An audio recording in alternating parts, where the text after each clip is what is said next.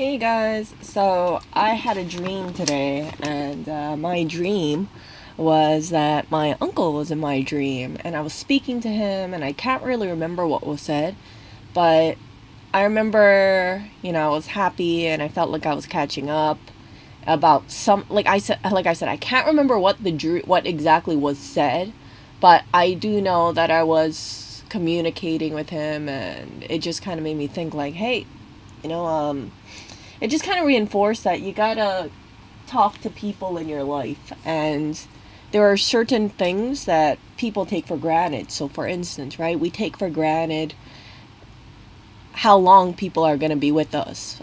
For example, parents, friends, family members. If you grew up and you had a person always in your life and they were always there, and suddenly they're gone, it's very jarring. It's very shocking. And that's exactly what happened with my uncle. Now, I know from the outside in, people could say, well, Erica, you only saw him maybe twice a year. But it's psychologically knowing that a person is, I guess you always expect to see them. And then one time, if they pass away or something along those lines, you don't see them anymore.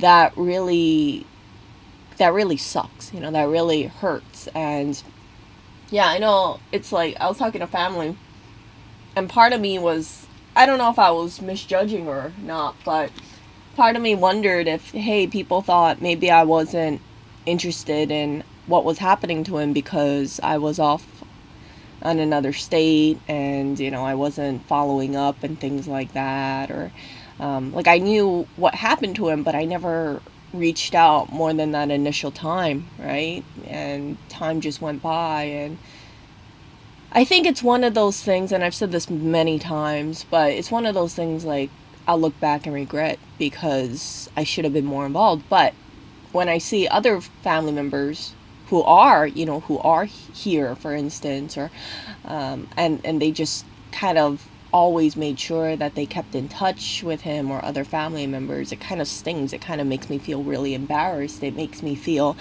like it looks like I just didn't give a damn, but truly I lost track of time. And I guess some of you guys will know where I'm coming from. There are maybe people in your life that you haven't spoken to in a while. It's not because you hate them, it's not because you don't care about them, but you just get distracted. Um, I look back and I say, holy crap, I can't believe it's like from the time that he was diagnosed to the time that he passed away, it was like 4 months.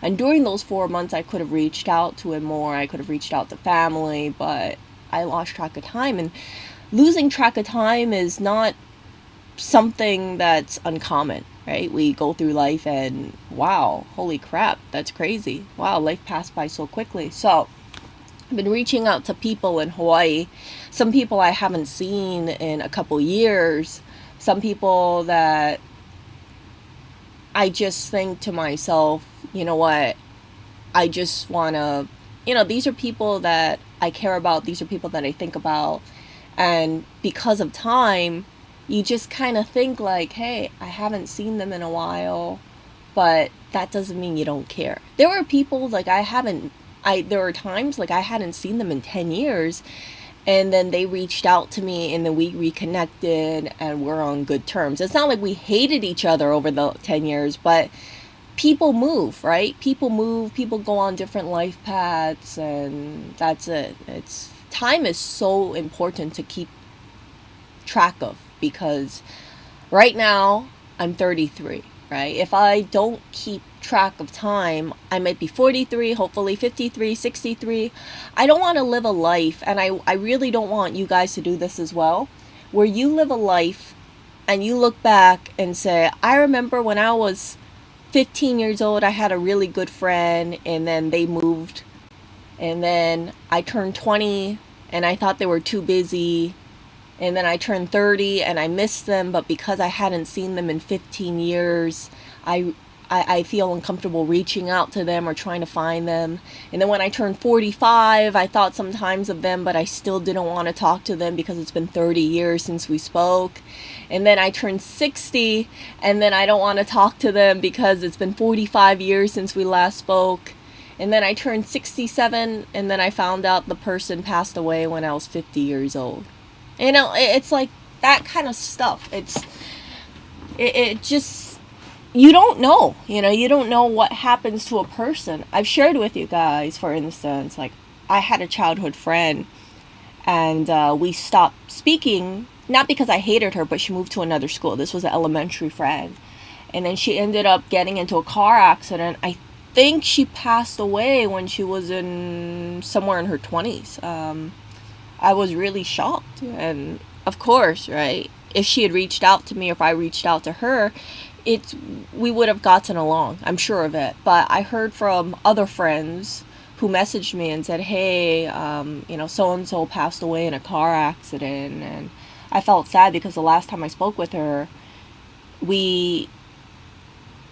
I remember, like, the last time I spoke with her, she reached out because she had some sort of fundraising event, and I helped support her. We bought some, I think, cinnamon bread or something like that, and this is maybe, like, over a year, and it's like I never reached out to her, and she never reached out to me, but I'm sure if I just, or one of us made the effort and said, hey, I know we're in different schools, or I know we're in, different stages, but yeah, let's chat, let's catch up and stuff like that. It's been a while. That would have been nice. So yeah, there is a bunch of people that I've been reaching out to. Most of them have replied, but there is this one person in particular that I have a little anxiety. I'm going to be honest. I'm going to have a little anxiety that I'm not, for whatever reason, I'm not going to be able to catch up with them or chat with them. And I'm going to give you a little backstory about this person. So this person was a person that was there for me big time when I was going through my old job. So this person was older than me, and they were a mentor of sorts, right? And when I was going through my job, my old insurance job. I told you guys that it was a terrible freaking job. I got into that job being so confident about myself. I was a really good student. I graduated. I really had a good path in life. Then I take this terrible job. And this job works me so much, and the environment was so toxic. The supervisor spoke down on me and said something along of the lines of, Erica, basically I'm paraphrasing here, but it was something along the lines of, Erica, no, actually I wasn't really paraphrasing. This is how I recall what she said. She said, Erica, I took a risk on you. You're a college graduate with no background at all, and you should be lucky that you have this job. And when I heard that, because this was my first job, because it was it was the first, I felt psychologically started crumbling, because I thought to myself, I thought I was a good, hardworking person, and I'm getting spoken to this way by my supervisor, like I should be damn lucky I have a job, like I'm a piece of crap and things like that I fall short. And the work was insane. Turnover at this job was crazy. And they expected so much. I was doing overtime every single day, Monday through Friday. Some days I was working, some weeks at a time I was working 7 days a week.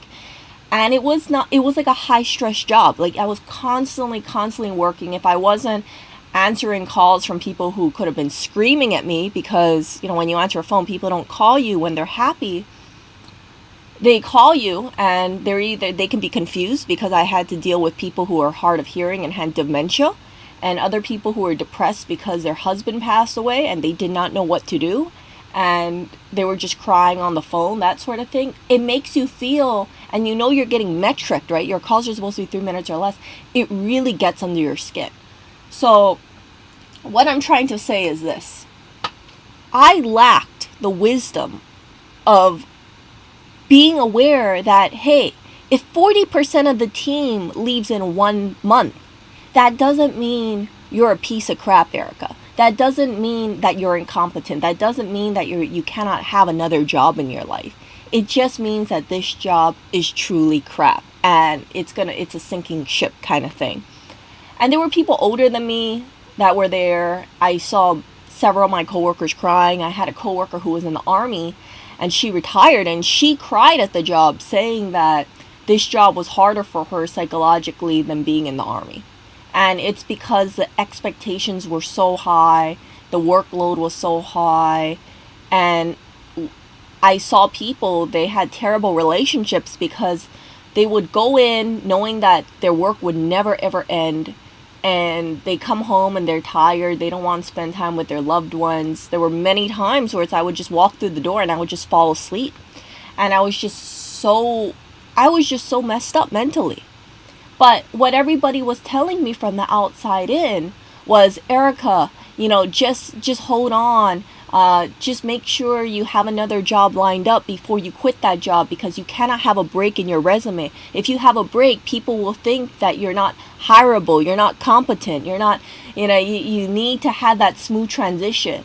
And then other people, those people, right, were assuming, they said, how hard can that job be, Erica?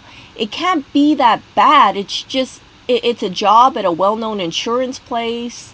And yeah, you're probably just making, they didn't say I was making things up, but they thought it was not a big deal, like a leisurely kind of job, but it really wasn't. It was just what, like one of my coworkers said, it was like working with a skeletal crew, and you have such high expectations and people are being overworked, overstressed. So I was getting stressed because I had so much pressure to keep that job. And then it was really bad. I mean, I cannot stress to you how bad it was. There are times that I would take time off and I would be so behind at work because you have to juggle, like, as soon as you get off a phone call, you have paperwork you need to do. You need paperwork, you need a file. And sometimes, right, it's like you're working on something and then you have to stop 2 minutes in because you need to answer a call, and then you got to write call notes for that. And then that call can take you 10 minutes, and then you get off the phone, and then you go back to what you were working on, and then you get another call 5 minutes in, and then you got to stop what you're doing. It's like constant interruptions left and right. I would never ever recommend to anybody working at a health insurance job or any insurance job, in my opinion, because I think it's psychologically damaging. And I think that if you have to answer calls and process paperwork, you're really setting yourself up for failure. And this is not just my experience, but this is also experience of other people that I have known, where I see people, they get into these health insurance jobs thinking, oh yeah, it's good that I don't have to take work home. But what they don't realize, when you have things like open enrollment, it's hell on earth. It really is. So I am getting a little off track, but this is what I'll sum up. Everybody told me to just stay in that job, and I was trying to apply for other jobs, and I didn't get jobs because it's like I had to think, oh, I got to schedule in an interview, and and then it was just, I interviewed and I didn't get the jobs, and yeah, it just psychologically broke me big time. I mean, I can't stress that enough. It's like when I got denied for other jobs, I thought, oh, it must be because I'm not good enough. It must be because my supervisor was right. And I would think that I was unhireable, and it would just create this feedback loop, right? Erica can't get another job because she's not good enough, so therefore she really does need to stay with this terrible job, because if she doesn't stay with the terrible job, then for sure she's not going to get a better job, because she can't even have a job interview and get a new job. So I stayed with that job for about 1.5 years. It was really hell on earth kind of thing. It was really bad. I was psychologically not in a good place. I was so depressed that I wasn't taking a shower every day. I wasn't taking care of myself. I was losing weight. I was breaking out in like hives or like itchy patches. No, it wasn't hives. It was some kind of it was these bumps up and down my arms, and it was just, I was under that much stress, and ultimately I had to quit that job because I kept going to the doctor because of GERD, and my doctor said that they thought I was getting ulcers. So I had to go checked out for ulcers. Thankfully it came out negative, but I went to see the doctor so much because I was in so much stomach pain, so much stress. And finally my doctor tells me to quit the job.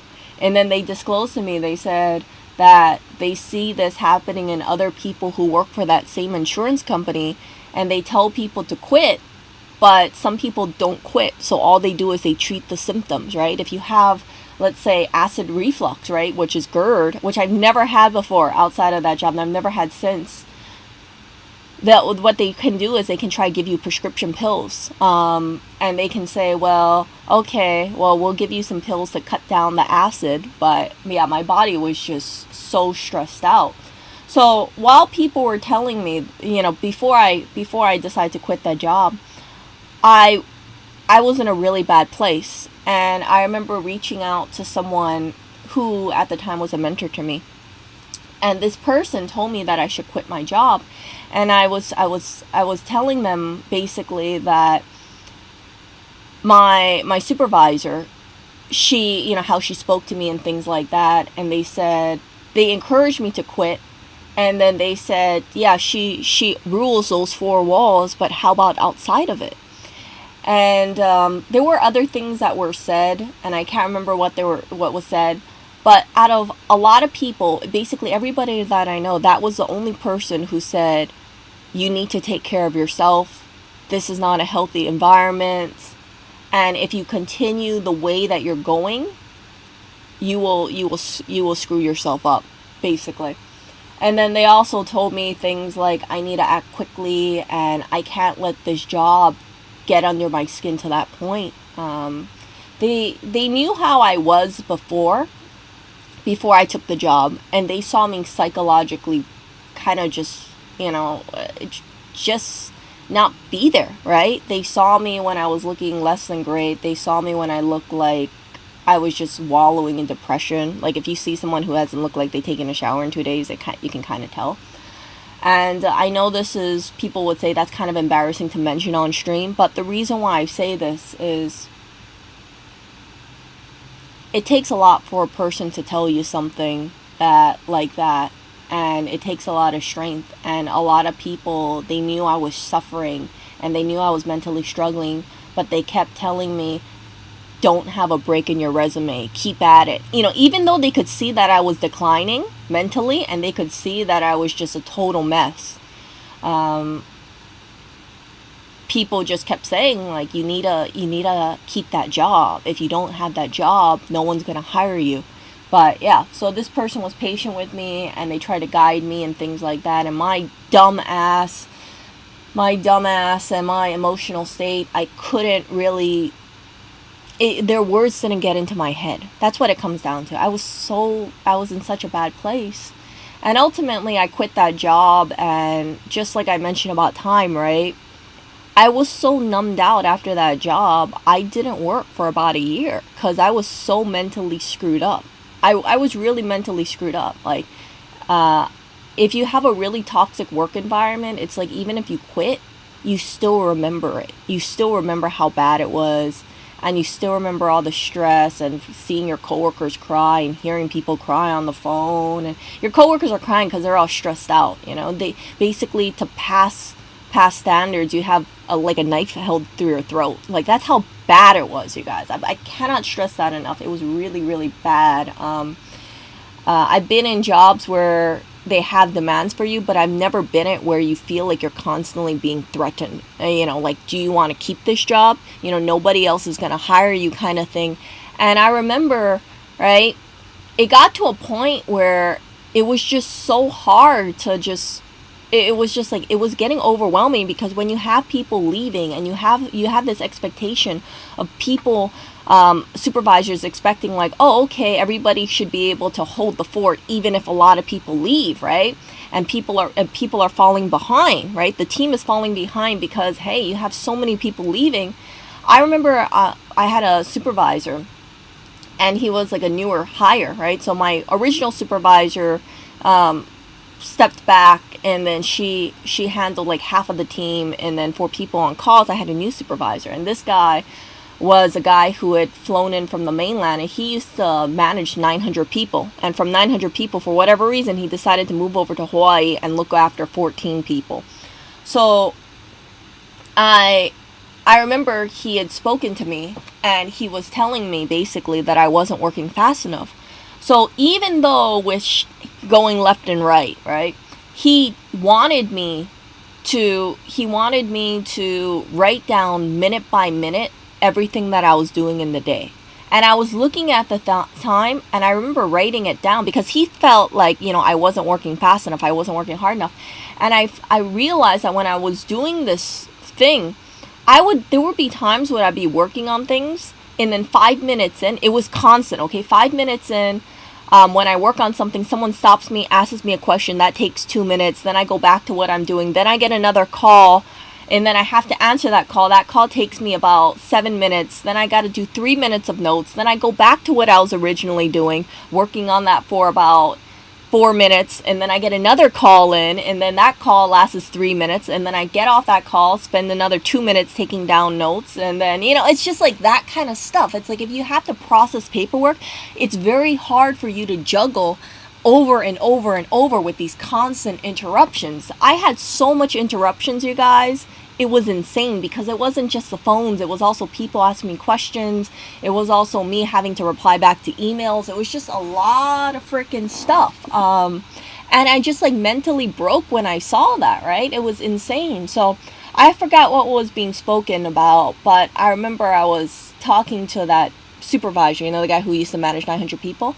And he screamed at me. He told me that basically, I told him about the thing, and I guess he thought of it as excuses. And he was telling people that if we don't listen to what he says, he can write us up for insubordination. And he screamed, I am your supervisor. Yeah, like this guy was a total megalomaniac. So imagine, right, me being in this emotional mental state, having a supervisor tell people in the team, right, he had just been on for a couple months, telling people that, yeah, we need to listen to what he says. And it was like, he would be kind of jolly, but it's like I look back and I was like, what the hell did he do in his day, right? And I really think he was a megalomaniac. So, right, all that stuff, I look back at it and say, like, Erica, that was such a freaking toxic work environment. But because because so many people told me that, hey, this is a job, and you need to make sure you don't get up, because if you have a break, you're going to be basically unhireable. No one's going to want to hire you, Erica. You cannot leave this job unless you have another job in place. That kind of thing made me all up mentally. So that person that I was talking to you about, the person that told me that I need to quit and screw my supervisors because their power only goes outside of that four walls, and they told me other stuff too, and they were really patient with me, and they knew how I was, mentally. They spoke to me about things that other people would not speak to me about. And I find that, when someone is going through a period of stress, or when they're psychologically under a lot of duress, it's easier for people to walk away rather than actually take time out and say, hey, you know what, you're not in a good place, that's okay, but you need to trust when I say that you need to quit this job, and if you don't quit this job, then it's not gonna do you any favors in the future. So yeah, and this person was much, much, much more successful than the other people who were just in my life and just like telling me, oh yeah, Erica, it can't be that bad, just stay in this job and things like that. So it wasn't until after I quit that job that some people in my life realized how bad working at that insurance place was, because they would talk to people, and then they would say, oh yeah, my daughter used to work there, and yeah, she says it's a terrible job. And then they realize, like, oh crap, that really was a bad job, for sure. And I know this thing is all over the place, but I remember I had this coworker, and he was in a wheelchair. He was under so much stress because he was overworked big time. He had a massive amount of work, okay? And he would stay late about 6 p.m. or so, 5, 6 p.m. every day. And he was under so much stress. And I remember he was telling me, he said, Erica, I only have about 5 more years left until I can retire. I'm holding on because I want that pension. And he knew how much I was psychologically affected by it, but he always treated me with such kindness. And I remember that distinctively. He was stressed out, but whenever I saw him, he always just put on a brave face and said, Erica, how are you doing? Oh yeah, it's very stressful. I hope that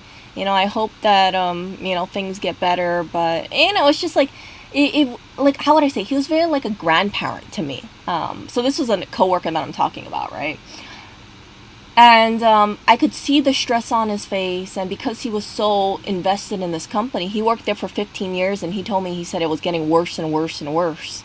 But he was holding on for retirement. And then I quit the job. And every so often I would email him at his work email, asking him how he's been. And he's been, he always said it with such poise and such grace. But I knew he wasn't in a good place, right? So about 3 years later, I passed by this insurance place, and I see his direct coworker, and I ask her, I say, oh, how has Terry been? That was his name, Terry.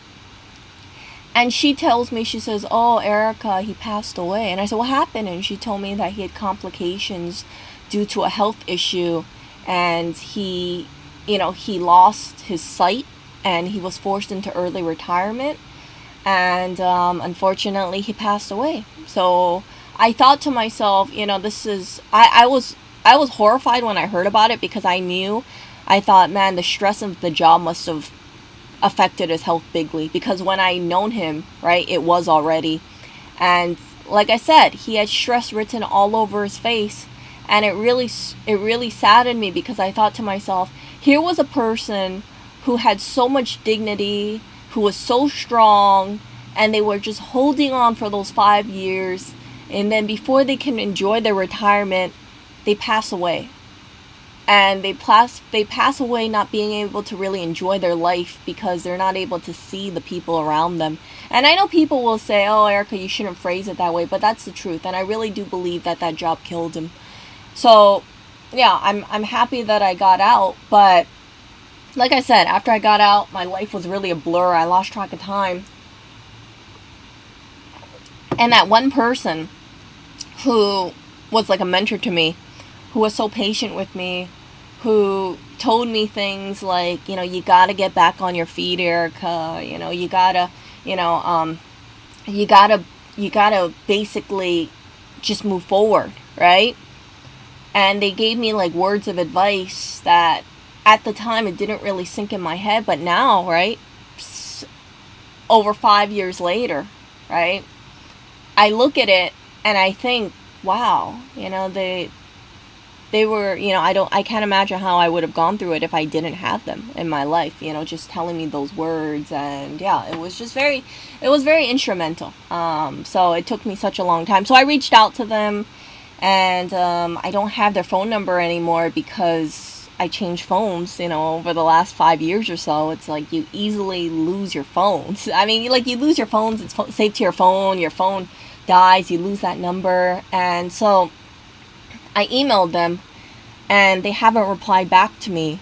And I looked them online, because I was kind of curious, and I thought, wow, I hope they're still alive. I don't know if they're still alive. I think they are, but I don't know also, right? Because it's been so long, I don't know if they probably think, oh, why is she reaching out to me? Does she want to use me for something? Does she need something from me? That kind of stuff. Because I know sometimes people think that, right? When people haven't spoken to them in a number of years, it's like, oh, hey, how are you doing? It's kind of suspicious. But yeah, I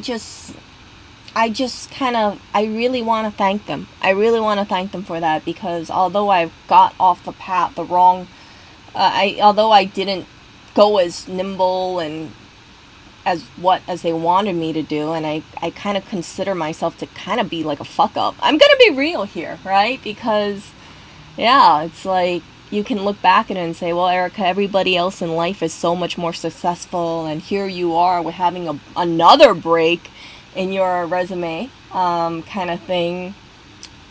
It just makes me sad. It makes me sad because it's like, I know for people who look at resumes, who look at job experience, I would seem like a total failure, right? For sure.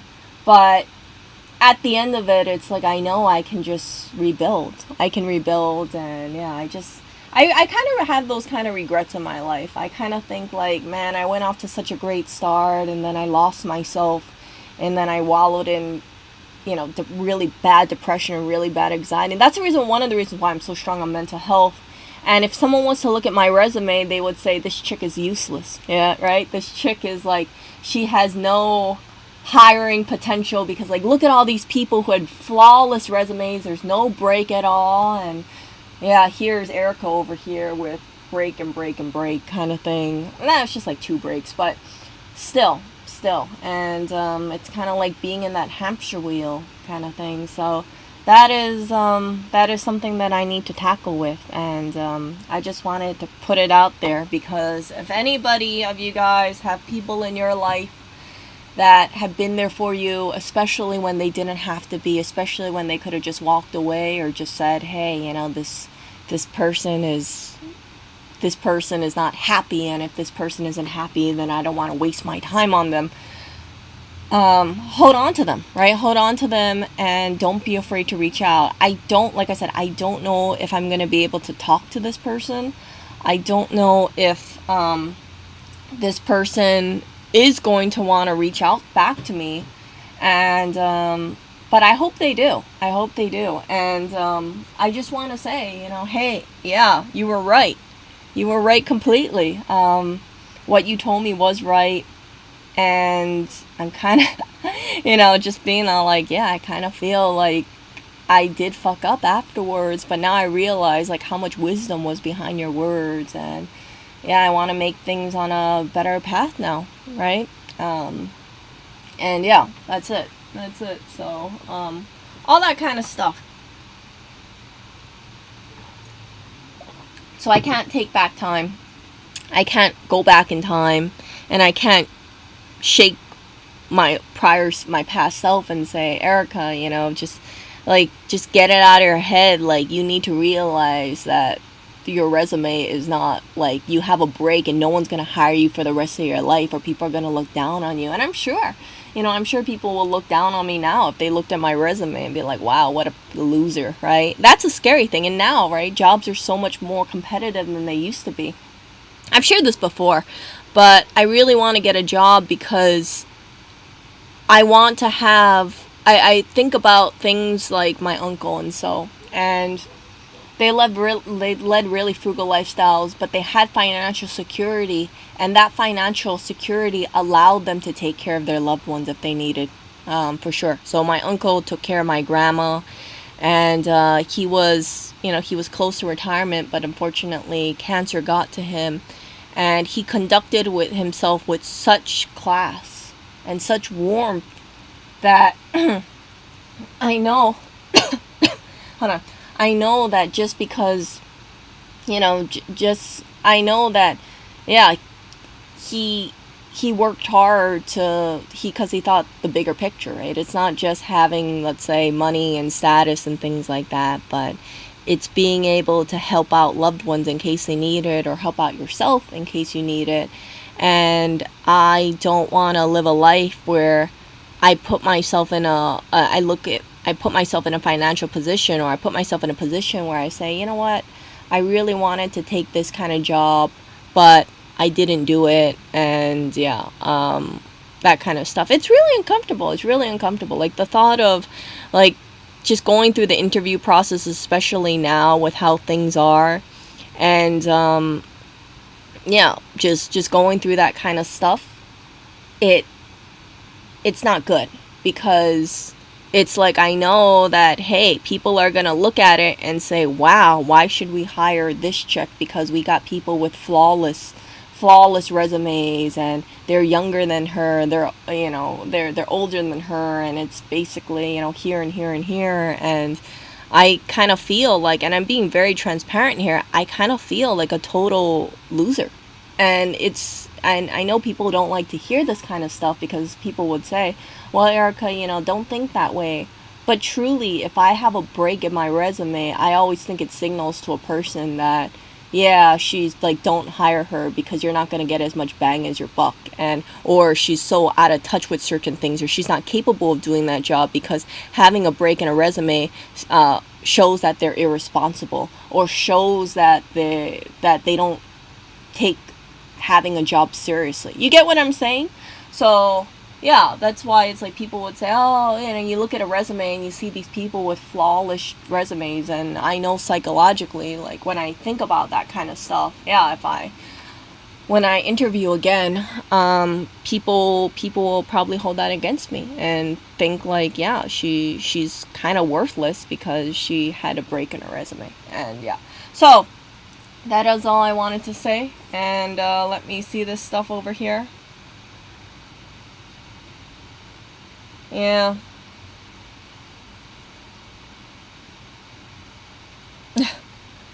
Yeah.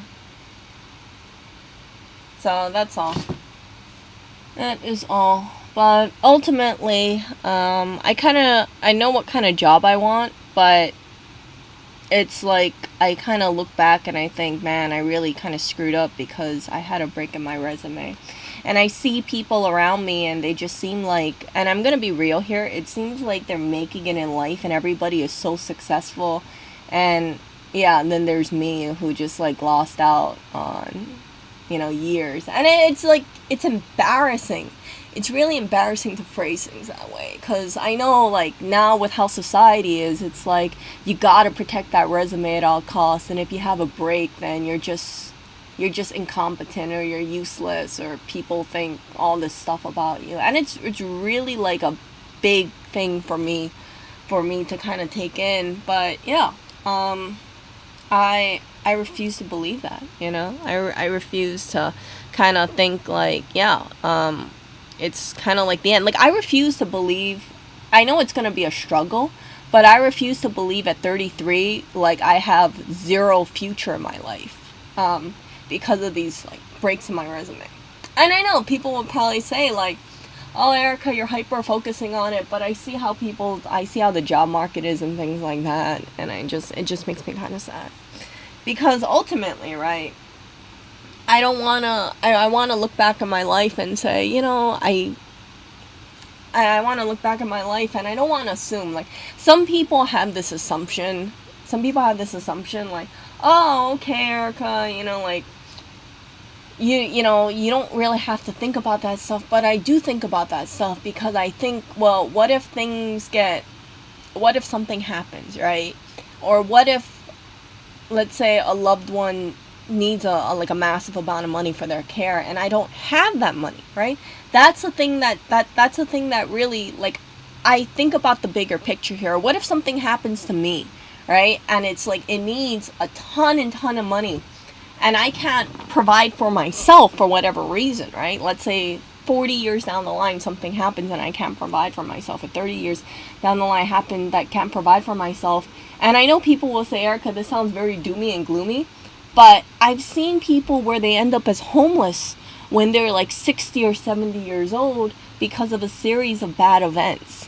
And I'm not just thinking about right now, I'm thinking about my future. So if I have what I'm assuming to be, what I hope to be, 40, 50 years of life, I need to think out. I need to be aware of, okay, Erica, make sure you're going to be okay. Make sure you have a financial stability, so 40, 50 years down the line, you won't end up as homeless. And I know people would say, Erica, that sounds crazy, but no, it's true. It's true, because, like, people take for granted about finances, for sure, you see? And that kind of stuff. And I know, like I said, I know how the job market is now. I know it's like, I've heard about where people have these jobs, even for like entry level positions, and they get overloaded with resume because like everybody's like going out there trying to get a job. And even people, right? People get laid off and then they try to get a job, and they're finding themselves having to take like a 1/3, 1/4 pay cut just to get a job. So yeah, it's a real it's a real mess in my opinion. So yeah, that kind of stuff. So yeah, I guess it's like a psychological thing where it's like part of me naturally thinks like based on how things are, people will just hyper focus on the breaks and then say, yeah, don't even waste time on her. Like, don't hire her because we got a person with like a master's degree, or we got a person with a spotless degree, and we'll hire them because we're getting more bang for the buck. Because I know if I was a hiring person, if I was in HR, I would try to get the most bang for the buck. And then knowing, because I would be in a position of, I would be in this advantageous position, right? Because you have a huge pool of applicants. I wouldn't even waste my time on a person like me. I'm not bullshitting you guys. Like, seriously. If I was HR, I would say, let me get the most qualified candidate, even the most overqualified candidate, possibly, depending on, seeing how they are, and then going with that person. And then anybody who has a break, like, yeah, whatever, I'm not gonna hire you, because I don't feel like I'm getting the best bang for my buck. So that is all I wanted to say. So yeah, it just sucks. So yeah, by being transparent about these kind of things, I just wanted to put it out there. And yeah, yeah, yeah. So I know people probably don't want to hear about this either, but I've also been thinking like, yeah, people, like, even though I have the breaks, like, what can I do about it? And what you can do about it is you can just put in positions in the meantime that you've done, right? Because it's like, and I know people would say, Erica, you shouldn't be talking. No, it's true. But I imagine there are people out there who are falsifying their resumes as well.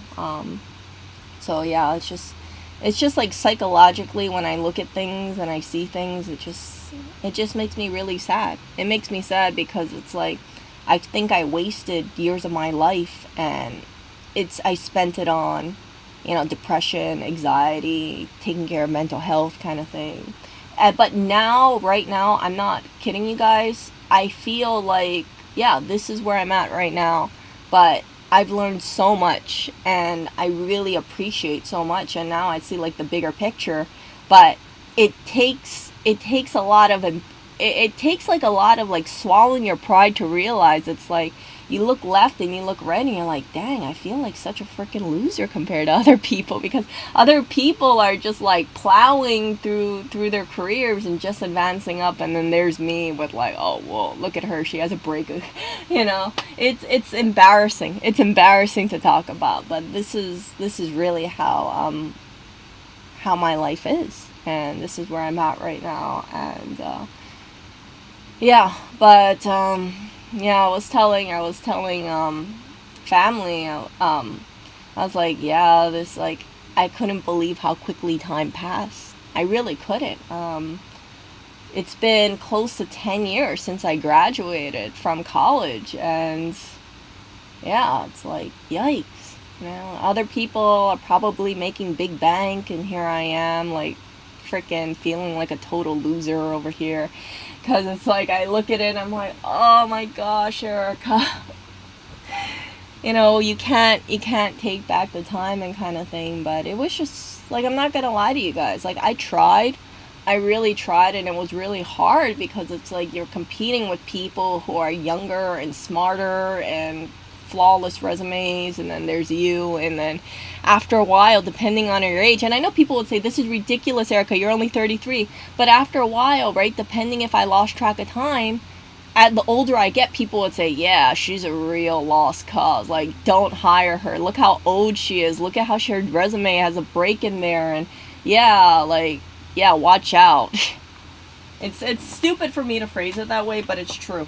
It really is true, in my opinion. Like, it's such a competitive environment, and I don't want to make it sound like you're kind of like a loser if you have a break, but that's kind of like what I pick up the job market sends off, right? You're either motivated and you work hard and you're persistent at advancing that resume, or you're basically a total loser. That's and yeah, I've known people. It's like they have a break in the resume and they find it so hard to get a good job. And I see people working at it for years trying to get a good job, and it's like they still struggle. And these are people that I personally know, and I think, wow, like that freaking sucks. Like at the end of it, it's like there are some people and it's like they just keep struggling and struggling and struggling trying to get that opportunity, but because of things that they did in the past, it just holds them back. And then they find themselves bouncing from like one job, and then like, oh, you should be damn lucky you got the, kind of like me, right? Kind of like you should be damn lucky that you got a job, and then they're trying to find another job and they struggle, or the job's worse, and then they just bounce from like menial job to menial job to menial job, and then they never move up because they get these stupid requirements where sometimes, like especially now, right, they're like, oh, we want entry level, oh, we want 3 years of experience. It's like, how the hell do you get 3 years of experience if you're hiring like a college graduate, right? And then they're like, oh yeah, by the way, the pay is $30,000. And yeah, you can't argue with it, because if you don't take the job, then someone else is gonna take the job, kind of thing. Hold on.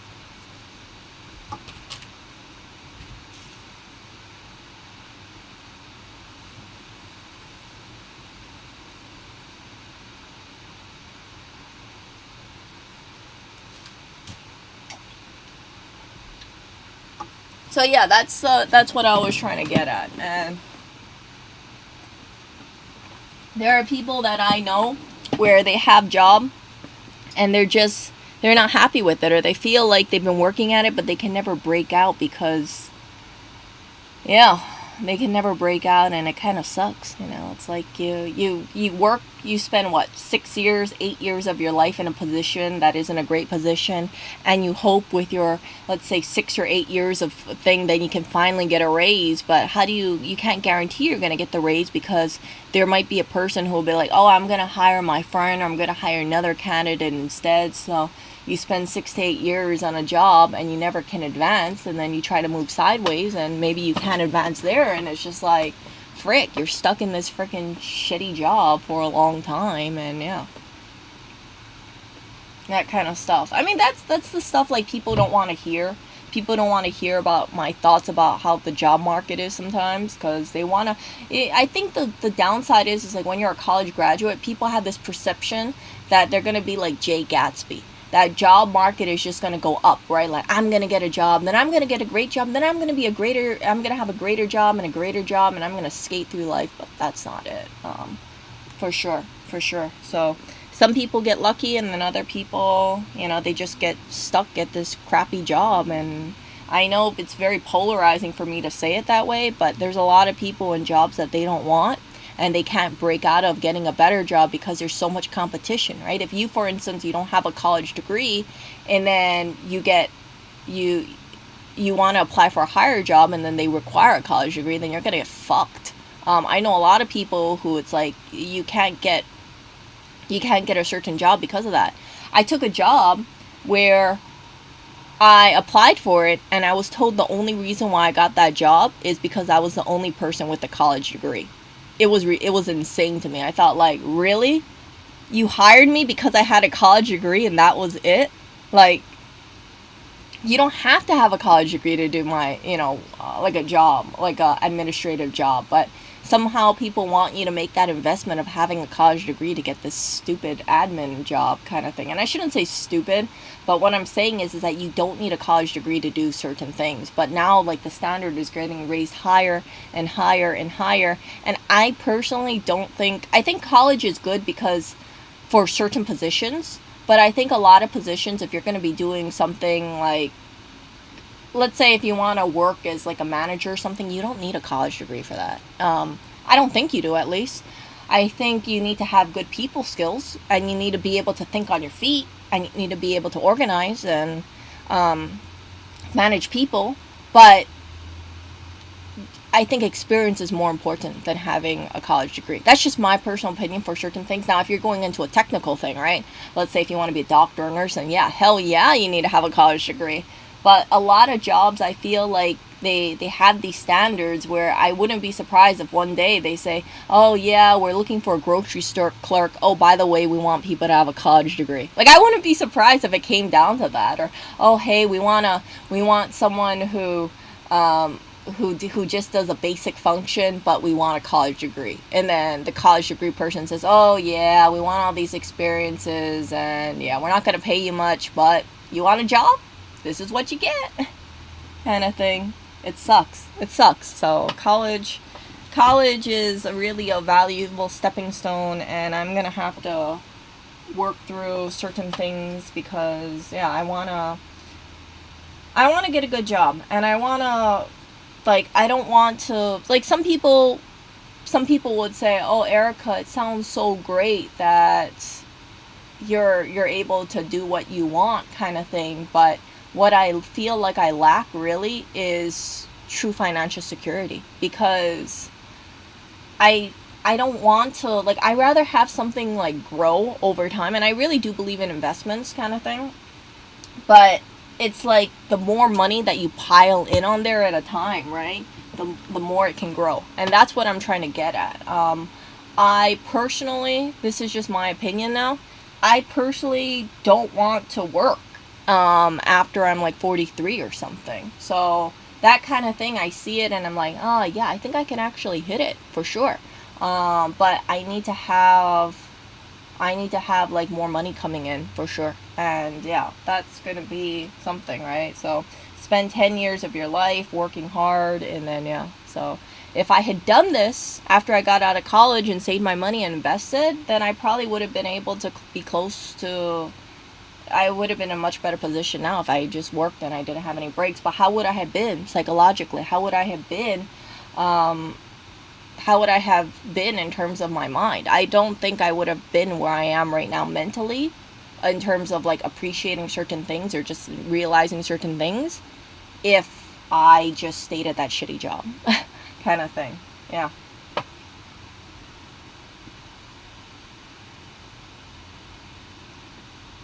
Mm.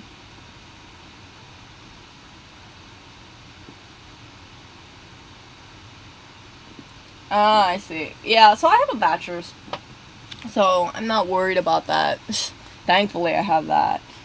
But yeah, it's like it's sad. It's sad because it's like I feel like as time goes on, we're gonna see more of a class divide. And I don't say that in a very disparaging way. I say that as realistically.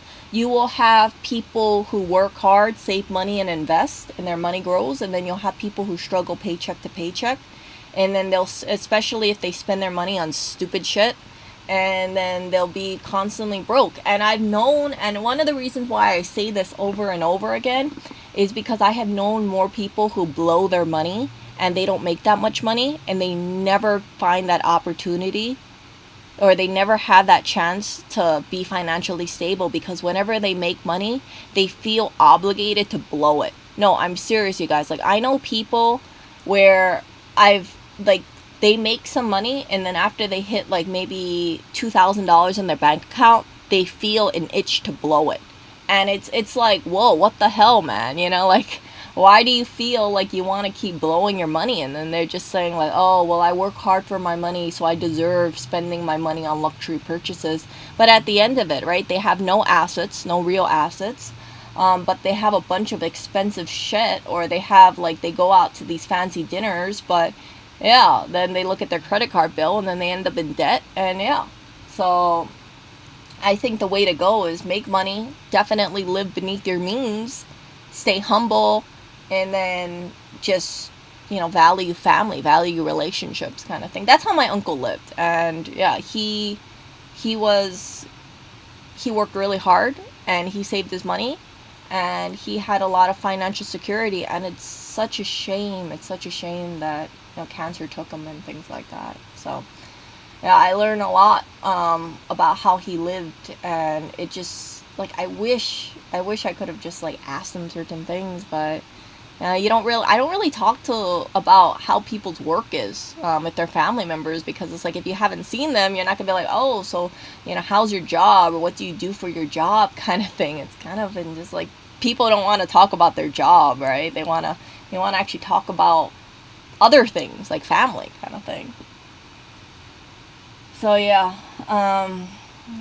so that is the path that I want to go on, and that's the kind of path that I share. And I'm actually looking forward to it. I want to have a good job, but here's the thing: I want to have a union job, because I that insurance job obviously wasn't union, and I've been in a work environment that is union, and you see a difference. And what matters to me is work life balance. I don't want to live a life where I feel like I don't have a work life balance, because at the end of the day, I don't want to like feel like, that health insurance job that I had. I want to have job security. That's what it comes down to. So working in a job where they have union, I think would be really, really good. Yeah, so I already know kind of like what industries do have unions, and just go from that way, because getting laid off out of the blue kind of thing would absolutely suck. And again, right, people who I find tend to work in unions, yeah, it sucks that they have to pay union dues and so, but people tend to be happier.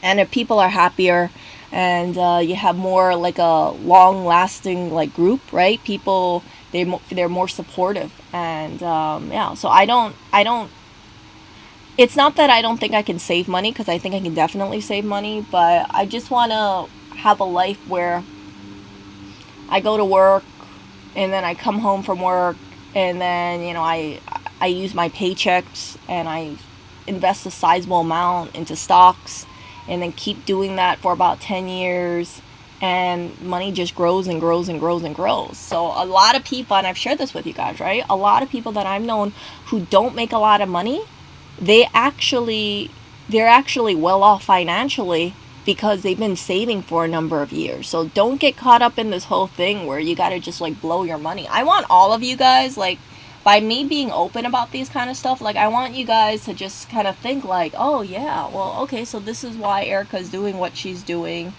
and maybe you guys make a change in your own life, right? There's nothing embarrassing about living beneath your means. There really isn't. But I think what is worse is living above your means, and then finding yourself in a situation where you kind of like, if you lose your job, you feel like you're kind of screwed. And then you look at your bank account, and you're like, man, I spent all my money on all this unnecessary shit, and then you don't have an emergency. So I think having an emergency fund is extremely, extremely important. And it actually worries me when I see people who don't have an emergency fund, because if you don't have an emergency fund, then you can't live off of it, if anything happens. So for me, right,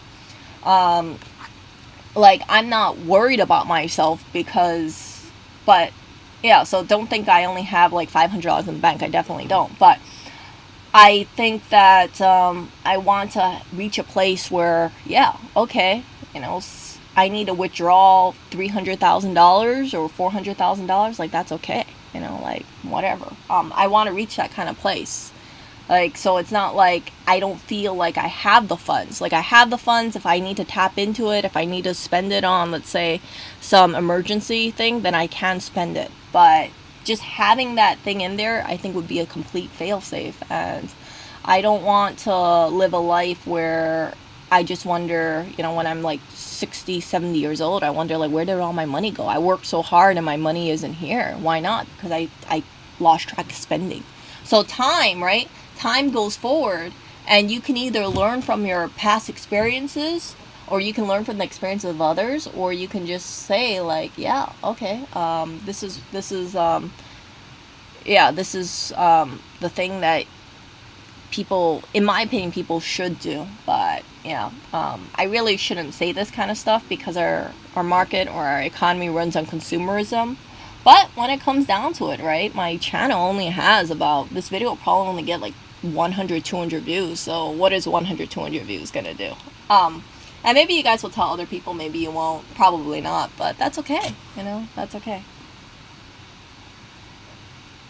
No, no, no. Unions, I used to work at a union. I used to have a union job. So, I mean, I saw work life balance and I saw people and they were happy and things like that. And yeah, it's like people will take care of themselves a lot more. But, right, yeah, I mean, having that job security, I think, is incredibly important. So, I don't mind having a union job because I think like, okay, that guarantees me certain things. Like certain unions, you get 3% raise every year. And I don't want to have a job where it's like, oh, yeah, we're not going to give you a raise because of budget cuts. I've heard about certain jobs where they say, oh, yeah, nobody gets a raise for 3 years because corporate wants to cut back on stuff. And I'm like, fuck that, man. You telling me that, corporate doesn't want to give a raise for 3 years. What, corporate's not making profit for 3 years? No, it's like they're just being really greedy mofos and they don't want to give people raises because they want to see how much people are willing to put in the work and not get paid additionally, right? I know 100% job is not going to have the same requirements in 3 years. They're going to expect more and more because that's what I learned from my insurance job. My healthcare insurance job, they give you that stupid additional duties as described and they kind of weasel things in there and then they give you more and more jobs. That's exactly what happened to Terry. That guy in the wheelchair that I was telling you about, the guy that had a lot of dignity, him. Yeah, he had a job and it was okay, but over the years they just packed on more and they give him more and more work because it's like he's trapped in there and there's no union to protect. That insurance job, the care insurance job, they were very anti-union. And looking back, I should have been like that, like hell with that. I'm not working a non-union job. I'm not putting myself in another situation where I'm gonna get screwed over. Don't you have to apply to jobs where you see you have to get? Yeah, you have to. I've already applied for jobs in the past, and yeah, it's not a good feeling because then you have all these people who would just be like, they ask you these questions like, where do you see yourself in 5 years? And you got to think of like Miss America, like how are you gonna answer this kind of thing? But yeah, it's like I don't. I'm thinking like, why are you asking me this fucking question? Like when it comes down to it, right? Where do you see yourself in 5 years? I see myself being financially secure. I see myself having a job that they treat me right and I'm able to contribute to that job and I'm going to make the job or, you know, be able to be very productive in that job and being a great employee. But I'm not going to, I'm not going to stay with a fucking job where I feel like my mental health comes at risk. I'd be like, screw you, job. But yeah, it's almost, I feel like certain jobs, and people might say this is really biased because of my past work experience, but I feel like some jobs, they'll be like, oh, we want you to jump, and you have to ask how high. You don't question if you should jump, but it's like this expectation where it's like, oh, I am your loyal servant. I will do whatever you want me to. I am so grateful for having this job because if I didn't have this job, I'd be homeless. Like that kind of job, like that kind of sense is like how I know some jobs are. Not all, but definitely kind of like that insurance job that I had. And that deeply affected my way about how I see certain jobs. And I'm like, no. I'm going to get a union job if I go with a job. Yeah, so I mean, I really like unions, for sure, but it can be really competitive. So yeah,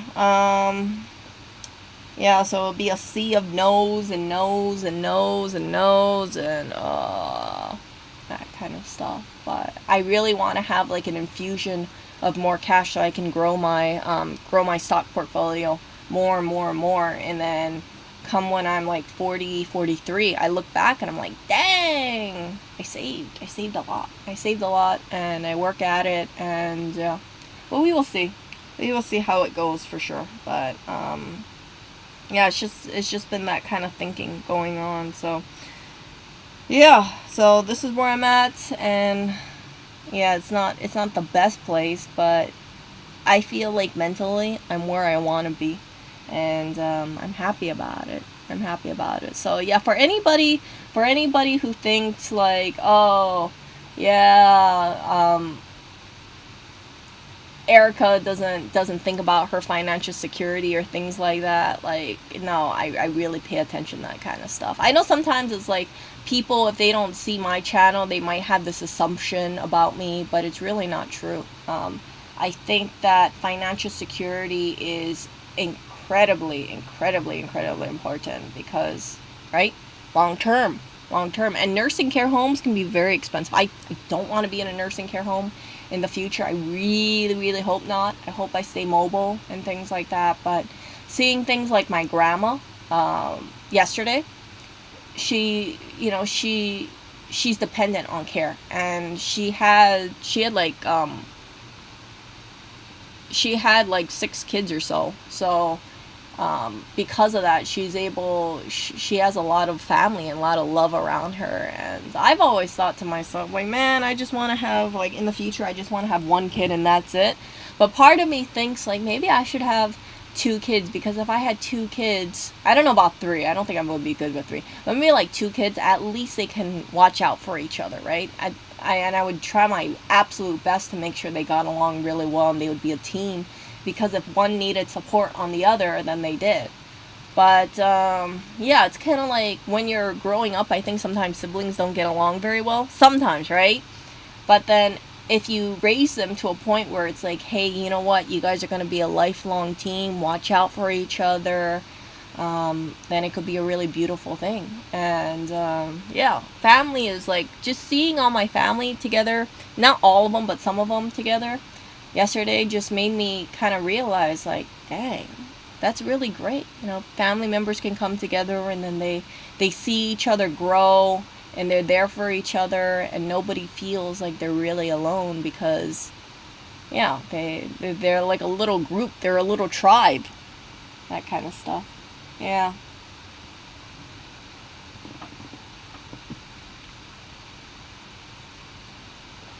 So that is the downside about being an only child, because if you're an only child, right, there's more pressure, because then you feel like, yeah, you really can't screw up.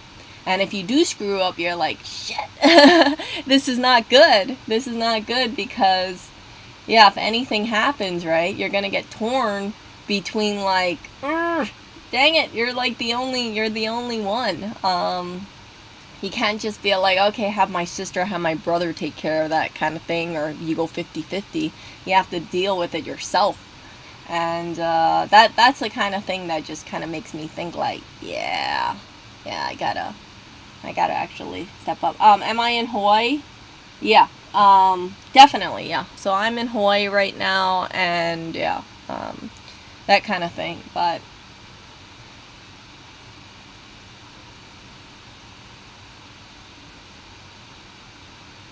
so anyway, I'm gonna get going on with my day. I've been doing less. I feel like I've been doing less streams lately, because I just kind of think, you know what, I'm gonna just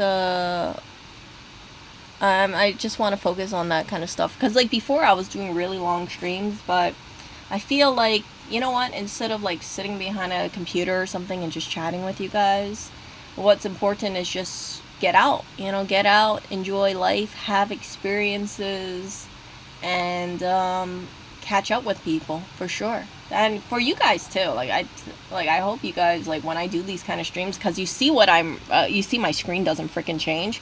I hope you guys are, like, doing things actively, like, I don't know, getting errands done, or doing some chores or whatnot, or just taking a walk around. Like, don't sit behind the computer and really listen to me. You can if you want, but I hope you're doing something actively rather than just listening to me, because, yeah. So anyway, yeah, so all this kind of stuff that I am doing, this is the stuff that's in my mind, and because it's in my mind, I kind of feel like, hey, let me share it with you guys, because not too many people talk about this stuff, especially on YouTube. I feel like there's this whole pressure to have this certain kind of conversation where it's like clickbaity shit, and I'm like, you know what? I know my YouTube channel, I accept it for what it is, and that's okay. It's like, I don't think my channel will ever get big, but at the end of the day, I think I make more of a change out there in the world rather than just doing like a one-on-one thing. And I think Hannah brought that up. So that's why I do these kind of streams. I just like talk and I just like think like, hey, these are the things in my mind, and maybe it helps you guys, because I'm not going to live a life. I know this. There's a lot of things in my head I'm going to forget, and I feel like at this moment of time, you guys can hear it, right? While it's so fresh in my mind, and that way it's like, okay, well, if you guys are curious to see all the things that were in Erica's head or her thoughts and stuff like that, you guys can hear it. I also have family who listen to my streams, so I kind of figure like, yeah, if anything happens to me, as morbid as it sounds, at least it's up there. So I hope I live a really long life. I really hope I do, but in the event that I don't, then hopefully my little YouTube channel stays up. But yeah, you guys get to see this little progression about how I used to be or how I am, and I just constantly see myself as a work in progress. And you guys, right? You guys have to be that same kind of way. I don't wanna. I've don't want to do that kind of video where it's like, okay, so this is all the stuff that I've done and this is how it is, in 30 days, and look how awesome I am, because that's not how life is, right? Life is just about building blocks and just moving from one thing to another and just building and realizing like, yeah, you fucked up, but where do you go on from here? And yeah, so as much as uncertainty as it comes off that I have right now about my future, I'm actually not worried about my future. I think things will pan out, but it's gonna take time. And once the ball goes into motion, right, things will get better and better and better and better. And yeah, so that is. Oh, what is this? Okay, yeah. So yeah, I shall talk to you guys later. I gotta go eat breakfast. It's like 7 a.m. in Hawaii, so I woke up early, did an early stream, and I can get on with my day. Okay.